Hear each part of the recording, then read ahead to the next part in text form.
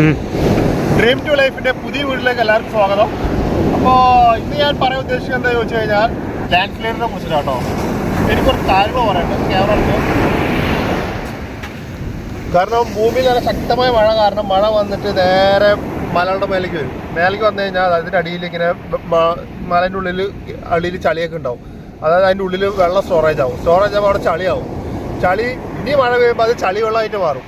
അപ്പോൾ ഒരുപാട് നമുക്ക് ഈ മലയ്ക്ക് സപ്പോർട്ട് ചെയ്യാത്തതുകൊണ്ട് ഇവിടുന്ന് പൊട്ടിയിട്ട് മരങ്ങളൊക്കെ പൊട്ടിയിട്ട് സ്പീഡിൽ വരും. ഇങ്ങനെ ഒലിച്ചു വരുമ്പോൾ അപകടങ്ങൾ ഒരുപാട് സംഭവിക്കാറുണ്ട്. ഞാൻ പറയാൻ ഉദ്ദേശിക്കുന്നത് വെച്ച് കഴിഞ്ഞാൽ ഇവിടെ മലയുടെ മേലെ മരങ്ങൾ കുറച്ചിട്ട്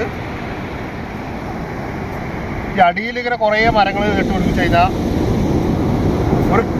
ഒരു തരത്തിലുള്ള ലാൻഡ് സ്ലൈഡ് കുറയ്ക്കാൻ പറ്റും. പൂർണ്ണമായിട്ട് കുറയ്ക്കാൻ പറ്റും പറയുന്നില്ല, കുറച്ചെങ്കിലും നമുക്കത് കുറയ്ക്കാൻ പറ്റും. അങ്ങനെയാണെങ്കിൽ ഇവിടുന്ന് പൊട്ടി വരുമ്പോൾ ഒരു തരത്തിൽ ഏകദേശം ഒന്ന് കുറയ്ക്കാൻ പറ്റും.